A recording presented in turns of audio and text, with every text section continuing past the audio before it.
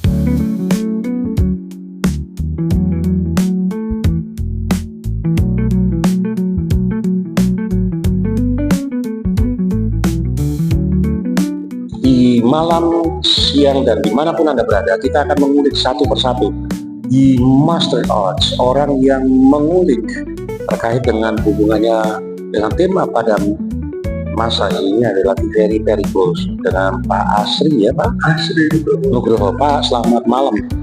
Hari ini kita lihat ada sebuah lukisan pohon. Bisa diceritakan sedikit Pak terkait itu? Pohon ini saya ambil dari pohon paling angker di Banyuwangi, namanya pohon agung di Alas Purwo Banyuwangi. Oke. Itu saya melihat sesuatu bentuk bangunan yang berkarakter. Jadi itu terus saya melihat, saya lanjutkan dengan masyarakat saat ini seperti yang diinginkan Soekarno. Maju terus, apapun jadi maju terus. Jangan sampai lelah, karena kita sekarang itu hampir sama dengan kemampuan kita makan tuh hanya seperti makan Indomie. Kemampuan makan bestek itu mungkin sudah berkurang. Masyarakat besar tertentu ya.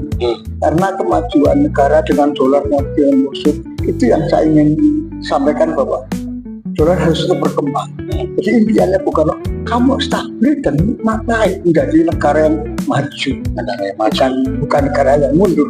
Kalau kita dipepet sampai kita hanya makan super mie, itu negara yang mundur. Gitu. Terus ini ada aku masyarakat, apa itu? Maksudnya kan mewakili masyarakat itu aku adalah masyarakat Indomie. Jadi kelasnya itu Indomie. Oke. Terus saran saya pulihkan dolar dan mengajak Mas mampir Mas, ayo kita memulihkan sesuatu yang baru untuk masyarakat Tengah misteri. ini. Kalau di scan nanti dia pohon ini keluar setar-setarnya. Oh gitu. Iya, ada scan-nya. Di scan itu bisa keluar bentuk-bentuk makhluk-makhluk yang menjaga pohon itu sangat banget sebagai negara, menjaga negara. Terima kasih pada sebuah lukisan yang kita lihat dalam wayang Indonesia, di mana ini sebuah gambaran terkait dengan keagungan, kebanggaan. Nah, bersama dengan orang yang melukis, Pak Dodi. Silakan dijelaskan Pak. Monggo.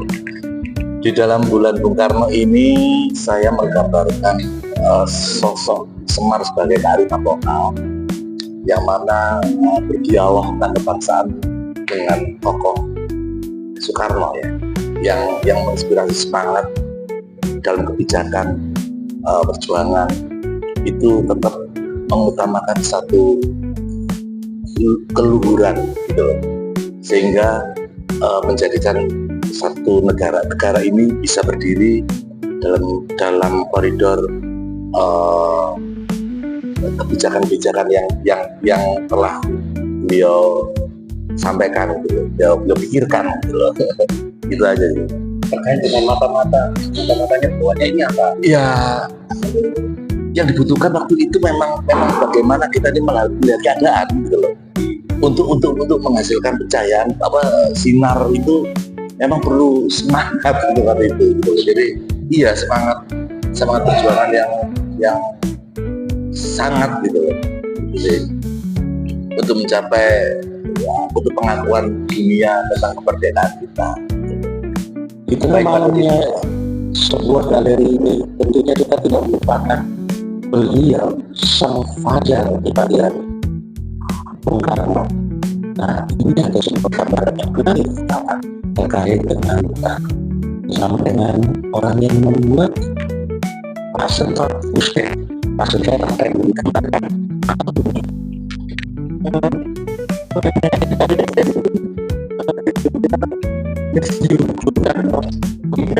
pada saat ini kita mengetahui bahasanya kondisi Indonesia tidak baik-baik saja, mana reformasi yang kebablasan membuat perusahaan itu pasti dan sangat besar. Itu saya gambarkan dengan cara-cara yang saling berkekuasaan dan ini berpengaruh pada karena biaya politik yang tinggi menyebabkan maraknya korupsi.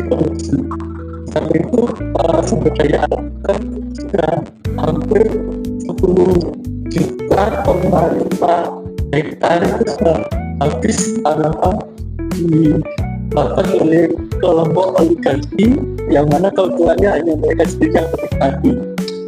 Dalam suasana itu kami sangat merindukan sosok pemimpin yang kita rindukan, yaitu Bung Karno, yang harapan kami bisa mengembalikan Indonesia seperti harapannya semua adil dan makmur itu.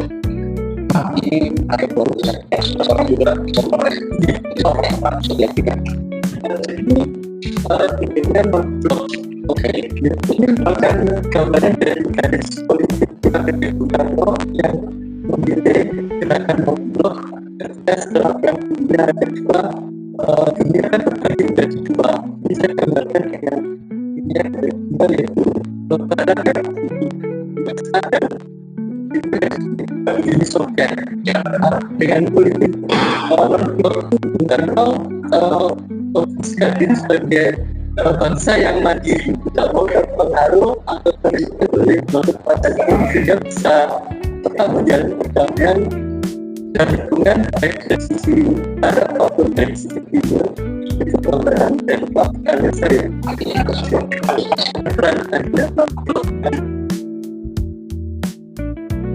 judulnya peradaban. Kenapa judulnya peradaban, Pak? Peradaban itu satu fase atau satu periode dalam kehidupan. Saya beri judul peradaban. Saya kira semua orang, bahkan sejak zaman dulu, sejak zaman sejarah itu ada peradaban yang berbeda-beda dari waktu ke waktu. Ini saya gambarkan, mungkin yang dari bawah ini, kenapa matanya saya tutup. Ibarat peradaban yang lalu ini sudah berganti ke peradaban berikutnya, sampai peradaban yang paling atas ini sekarang peradaban IT yang serba teknologi, serba. Namun kalau menurut saya sih kita nggak boleh melupakan sejarah, itu saja. Artinya nggak mungkin sejarah itu dihilangkan atau dilepas. Oke, dalam sebuah perjalanan tentu ada waktu yang mengiring, dan waktu ini akan digambarkan oleh sang maestro Bapak Bagas Karunia Putra atau Bagas KP. Pak Bagas KP. Pak, bisa diceritakan sedikit terkait dengan apa yang Bapak gambarkan di sini? Mengenai lukisan ini saya beri judul Red in Love, jadi merah di dalam cinta. Merah itu mungkin simbol marah, simbol emosional, energi. Kemudian dalam visual yang saya tampilkan di sini ada bunyi, ada gerak, ada visual. Ya. itu ibarat ruang, kita berada di ruang itu ada pertemuan gerak, ada pertemuan warna, ada pertemuan emosi, macam-macam. Namun dalam ruang tersebut justru kita jadikan semacam ruang belajar, artinya belajar tentang kehidupan. Seperti tema pameran kali ini, Vivere Pericolosa, mendekati bahaya, kata Bung Karno. Jadi saya kira semua kehidupan tidak lepas dari permasalahan. Semakin ada permasalahan, semakin kita mau belajar, tentu kita akan lebih bijak untuk menyikapi permasalahan yang ada. Kurang lebih seperti itu. Nah, ini akan dibunyikan apakah pada jam detik berapa dan lain sebagainya, atau dia mengalir saja, Pak? Untuk bunyi, untuk ya sebetulnya selama pameran dia akan bunyi. Namun di sini saya pasang sensor, kalau nggak ada orang lihat, nggak ada orang mendekat, dia akan berhenti. Oh gitu ya. Jadi kalau ada orang lihat, tiba-tiba dia berhenti. Ya ini saya harapkan imajinasi saya, karya saya ini ada interaksi antara karya dengan apresiasi. Terima kasih Pak Bagas. Sama-sama. Terima kasih. Ya kita bisa menghadapi periode yang terkini. Kurang lebih seperti itu. Terima kasih Bapak. Sama-sama. Dalam keterkaitannya dengan sebuah kemajuan tentunya diperlukan semangat yang lebih lagi, kawan. Bersama dengan Pak Erwin, beliau akan mendeskripsikan apa sih lukisannya buat kita semua yang ada di seluruh dunia. Pak, apa yang akan Bapak ceritakan dari dua lukisan ini? Ini saya mengangkat dalam pameran kali ini yang menarasikan sebuah fenomena alam ya. Kadang kita melihat fenomena bentukan alam kayak pada awan-awan yang berbentuk objek-objek makhluk hidup, atau juga ini kebetulan kali ini saya pakai berjakan di dinding gitu. Dan kalau kaitannya dengan tema pameran kali ini itu saya itu mengangkat semangat dari sang proklamator dengan menandakan kita setiap tahunnya itu selalu mengecat rumah kita. Jadi bukan hanya tradisi mengecat memperindah saja, tapi di balik itu ada semangat kedepannya itu untuk membenahi diri, untuk hidup lebih baik dan sebagainya. Terima kasih Pak Erwin. Tema-tema tentang Bung Karno memang banyak yang sangat spektakuler, termasuk yang salah satu ini. Bung Karno sedang memegang sebuah rokok. Apa sih maksudnya? Yuk kita tanya sama Pak Didi. Yuk Pak, ini apa ini? Gambaran daripada Bung Karno pada malam hari ini yang akan Anda gambarkan secara gamblang. Oke. Terima kasih. Terima kasih. Ini saya gambarkan tentang sosok Bung Karno ya, dengan besarnya nama beliau, dengan perjuangannya yang tak akan pernah padam. Nah itu dengan saya gambarkan dengan korek api yang menyala. Kemudian asap yang mengepul ini sampai alat bergerak dinamis ini adalah perjuangan yang tetap berjalan sepanjang masa gitu ya. Nah di sisi lain, karena Bung Karno ini juga manusia biasa, itu karena dia penatnya memikirkan bangsa ini ya, jadi dia tuh perlu keseimbangan. Keseimbangan itu dicapai dengan romansa, pendekatan ke beberapa wanita, dan sampai dalam bentuk pernikahan ya. Ini saya gambarkan di sini. Ini beberapa istrinya, 9 istri ya. Nah, di balik itu semua ya namanya manusia, ada sosok wanita. Ini saya gambarkan Bu Fatmawati.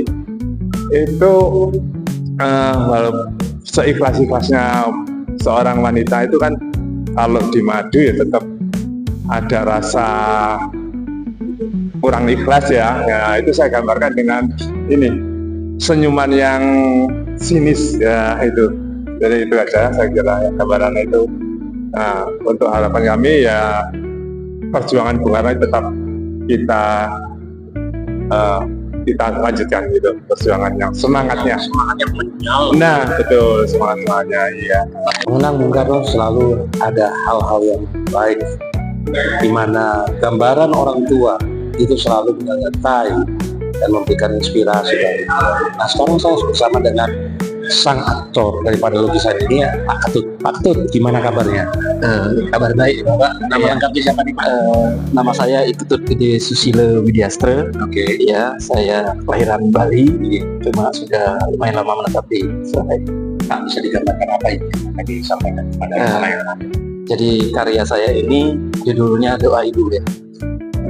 Kita tahu bahwa ibunda dari Bung Karno itu adalah berdarah Bali. Kebetulan saya juga berasal dari Bali, salah satunya mengingatkan bahwa Bung Karno juga ada darah Bali, yaitu Ide Ayu Nyoman Srimben. Dalam lukisan ini saya gambarkan juga ada mentari, ada istana, jadi ada juga di sini adalah kerumunan masyarakat. Bung Karno, kalau dari saya baca-baca literasi itu dikasih nama Bung Karno salah satunya itu sebenarnya dari karena putra sang pajar. Jadi makanya di dalam lukisan ini pun saya ada itu saya tulis filosofi di lukisan ini saya tunjukkan juga itu. Jadi lahirnya bangsa di istana, sebagai lambang istana ini sebagai bahwa Indonesia lahir salah satunya berkat Bung Karno. Harapannya ke depan untuk halayak ramai. Ya mudah-mudahan kita semuanya masyarakat Indonesia tetap menjaga apa yang sudah diwariskan sama Bung Karno, dan saat ini Indonesia tidak baik-baik saja. Ya mari kita walaupun sebagai masyarakat harus punya rasa empati untuk tetap menjaga bangsa ini biar tetap bisa bertumbuh, bisa maju, mandiri. Mungkin itu sih harapan saya. Terima kasih banyak. Ya, berbicara tentang alam, kita akan berbicara tentang juga apa kaitannya alam dengan Bung Karno. Bersama dengan rekan kita, seorang maestro di Surabaya juga, yang akan menggambarkan Soekarno dengan alam. Selamat malam Pak Sodik. Selamat malam juga. Pak, bisa digambarkan apa yang Bapak gambarkan lewat Bung Karno dan alam? Ya, baik, saya jelaskan sedikit ya. Karena akhir-akhir ini lukisan saya kebetulan periode menggambar tentang pohon pilang. Ya. Jadi saya gabungkan dengan tema saat ini, hari bulan Bung Karno. Bung Karno sedang ngopi di bawah pohon. Jadi artinya ini Bung Karno itu sosok yang sederhana. Jadi ini simbol perjuangan yang kesederhanaan perjuangan. Jadi tidak ngopi di dalam istana, bukan, tapi merakyat. Artinya menyesuaikan dengan situasi dan kondisi saat ini. Banyak teman-teman itu sekarang dalam hal merencanakan sesuatu, ya kita sering bicarakan, ayo kita ngopi dulu. Baik itu di warung atau di kopi yang mungkin lebih layak gitu. Jadi seringkali membicarakan tentang bisnis atau usaha itu dihasilkan dari pemikiran di tempat-tempat tertentu itu. Gitu. Terus tadi Anda mengatakan beberapa hal yang menyikapi tentang kopi ini apa ini? Ya, ngopi ala Bung Karno, maksud saya ya. Jadi ada 3 makna. Yang pertama adalah kopi itu adalah strategi. Yang kedua, kopi itu merakyat, menyatukan. Kemudian yang ketiga, ngopi itu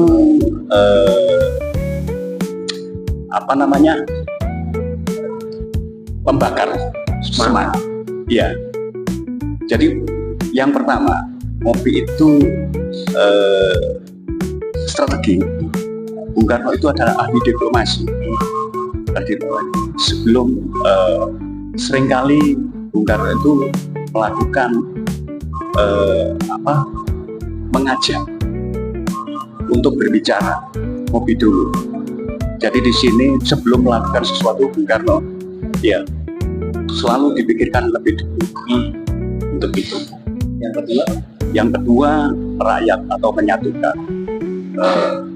Ya sering seperti kita ketahui bahwasanya kopi itu sekarang sudah menjadi minuman yang sudah populer ya di kalangan baik itu petani, karyawan atau pegawai biasa sampai tingkat presiden. Itu seringkali kita membicarakan sesuatu di meja kopi. Ya, untuk menghasilkan goal yang terbaik. sering kita hasilkan dari hasil percobaan. Jadi itu yang perlu saya sampaikan di dalam webinar saya ini. Harapan ke depan untuk bersama Bapak. Ada satu lagi tadi yang ketiga. Oh ya, apa itu? Yang ketiga tadi pembakar semangat ya. Itu Bung Karno kalau tidak salah itu sering diucapkan ngopi dulu Bu. Jadi sebelum untuk mencapai goal itu sering kita temukan hasil yang ngobrol di meja kopi. Malam ini kita juga menyaksikan sebuah lukisan sempurna yang menggambarkan Soekarno di eranya. Karena kita akan mengetahui apa yang terkait dengan lukisan itu bersama dengan pelukisnya. Halo Bung, selamat malam. Selamat malam. Kenalkan saya Desemba Teta Helu. Karena di Surabaya populer dengan sebutan Cak Des saja. Saya ketua panitia di dalam penyelenggaraan ini dalam rangka pameran di bulan Bung Karno yang akan berlangsung tanggal 12 sampai 19. Karya saya sendiri ini itu saya beri judul dengan Si Bung. Karena Bung Karno itu pada zamannya dia dikenal dengan panggilan Si Bung. Kemudian ini teks yang saya siapkan ini adalah salah satu yang paling terkenal dan dalam konteks sekarang itu perjuanganku lebih mudah karena melawan penjajah. Namun perjuangan kalian akan lebih sulit karena melawan bangsamu sendiri. Ini semacam peringatan Bung Karno kepada generasi-generasi berikutnya termasuk generasi kita, seolah-olah kita sedang pada zaman itu, yaitu kita banyak hal yang terpaksa berbeda pendapat dengan kawan kita dan kita pada kondisi apa yang disebutkan oleh Bung Karno tadi. Sedangkan karya saya yang kedua ini berjudul Jas Merah. Saya ambil dari pidatonya Bung Karno yang terakhir 17 Agustus 1966, Jas Merah, jangan lupakan sejarah. Teks aslinya itu mengatakan bahwa pegang teguh kepada sejarahmu. Jika engkau meninggalkan sejarah, engkau akan berdiri di atas vakum. Engkau akan berdiri di atas kekosongan. Itu pidato terakhir Bung Karno 17 Agustus tahun 1966. Ini merupakan karya saya yang saya ikutkan pameran dalam rangka bulan Bung Karno di Surabaya ini. Ini temanya Vivere Colosso, artinya apa itu? Dan juga harapan kepada Indonesia dan generasi muda Indonesia. Ya, Vivere Colosso ini juga dari pidatonya Bung Karno pada saat waktu itu ada konfrontasi antara Indonesia dengan Malaysia. Sebetulnya ini dari bahasa Itali yang terjemahannya itu hidup dalam bahaya, tapi dipopuler menjadi hidup menyerempet-nyerempet bahaya. Nah, dalam konteks sekarang ini kita juga harus punya keberanian untuk, terutama seniman ya, itu membuat karya-karya yang berbeda, karya-karya yang harus punya keberanian menampilkan hal-hal yang berbeda daripada karya yang lain. Sementara kondisi kita yang susah saat ini, dengan terpaksa kita juga seringkali mesti menyerempet-nyerempet bahaya juga. Itu konteks kita dan ini merupakan simbol perlawanan kita terhadap problem-problem persoalan yang ada sekarang. Terima kasih Bu untuk yang Z. Terima kasih, dan kepada kawan-kawan muda, kiranya pameran lukisan ini bisa menginspirasi, bahkan mereka akan menunjukkan karya-karya yang lebih bagus, lebih berani daripada kami-kami yang sudah lanjut lah. Begitu, terima kasih. Terima kasih banyak.